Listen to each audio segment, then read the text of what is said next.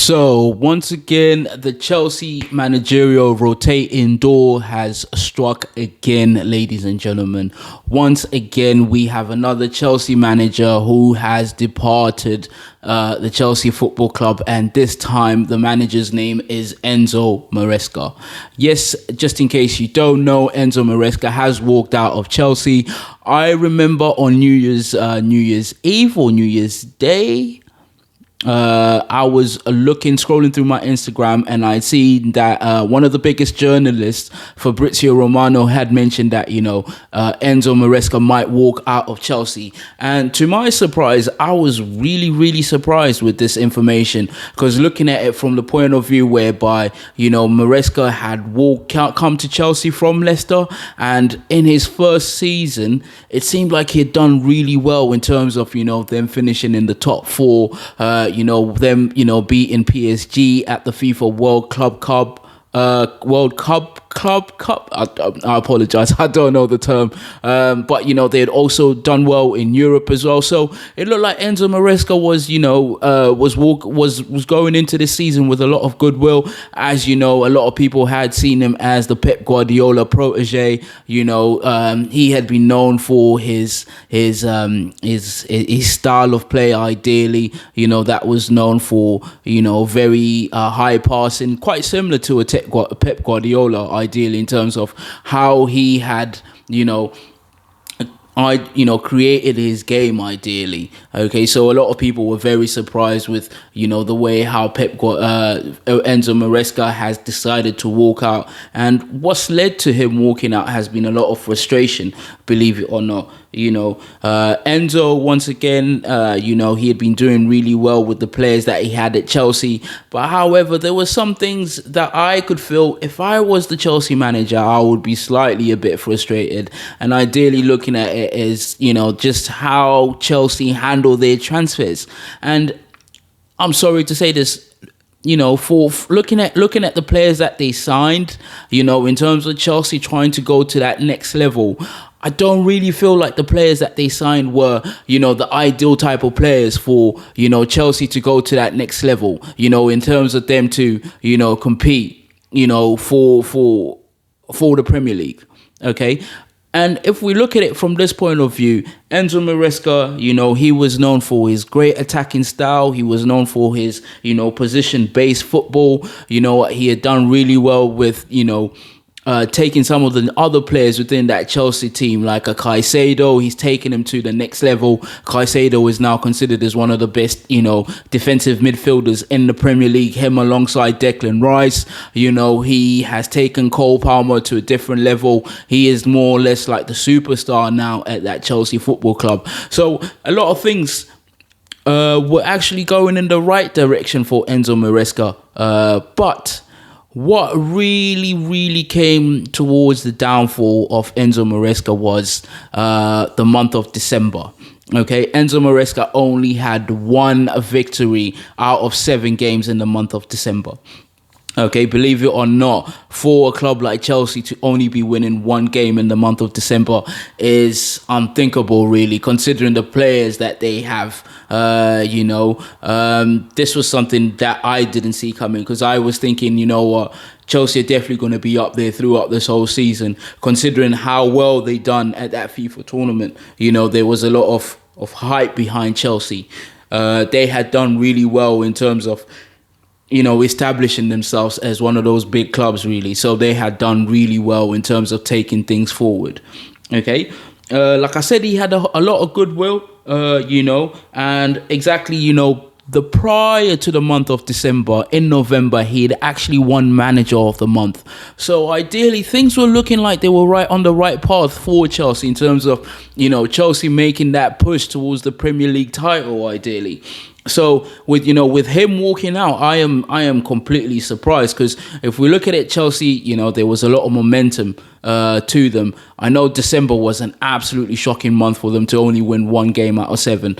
But you know what? This is why they say the Premier League is one of the toughest leagues out there, really, because each and every team can beat another team.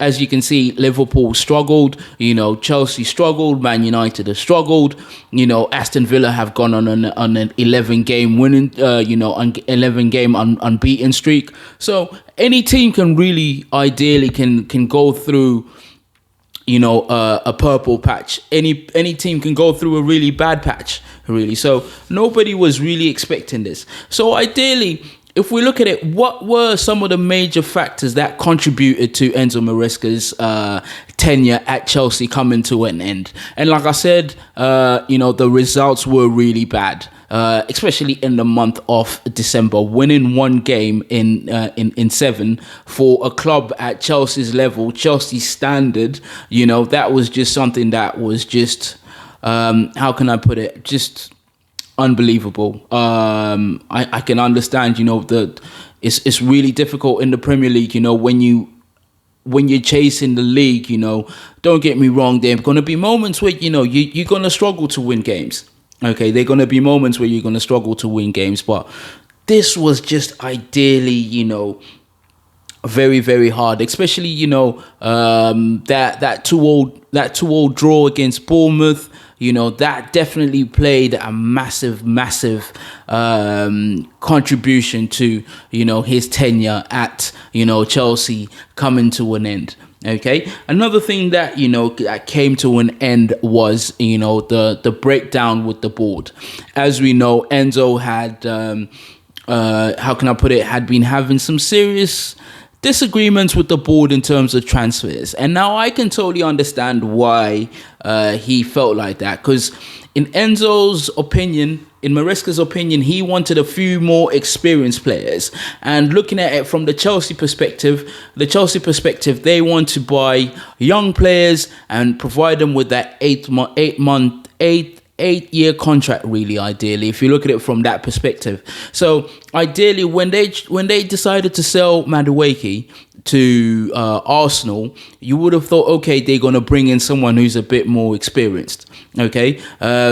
When they found out that Donnarumma, was up for sale from PSG, I'm surprised why Chelsea didn't go in for Donnarumma.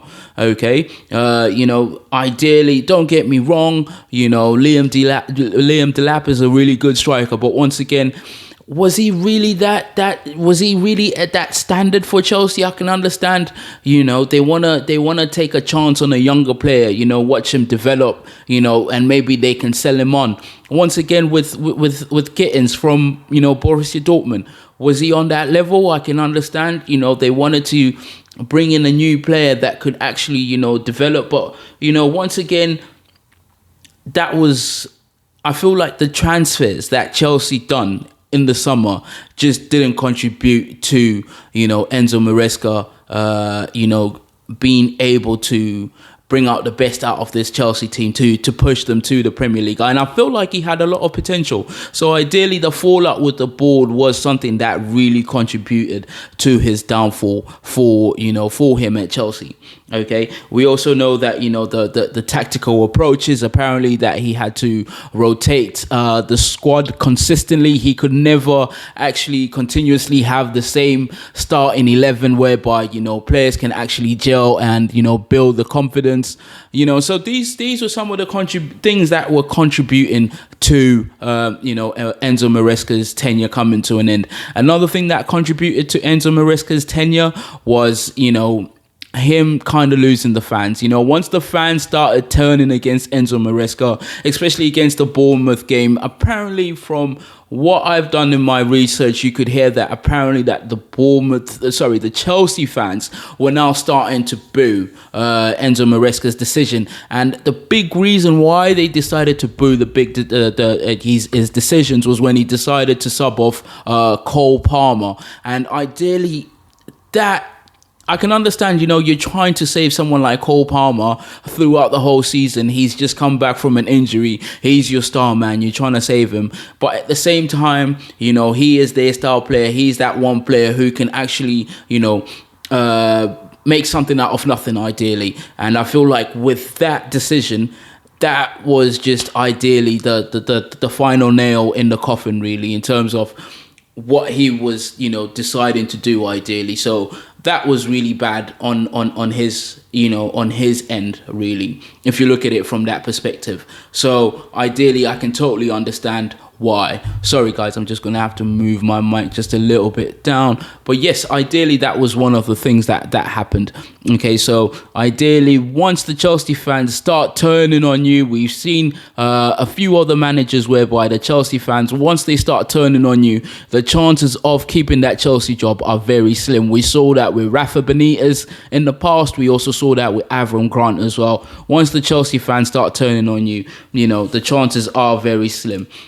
Okay, so looking at it from that perspective, who is likely to take over from Enzo Maresca? And just from, catching up on Sky Sports News, ideally, the big person who's likely to take over the football club is Liam Rossinio. But does he have the experience to manage such a big club like Chelsea? I have no idea.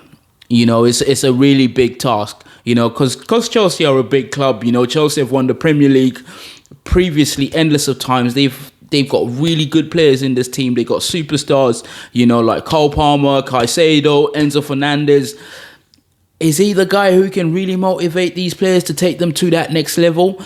I don't know. And right now, as we look at it, Chelsea are definitely trying to, compete in the Champions League. They're trying to make it at least into the top 4, top 5 to make those Champions League places.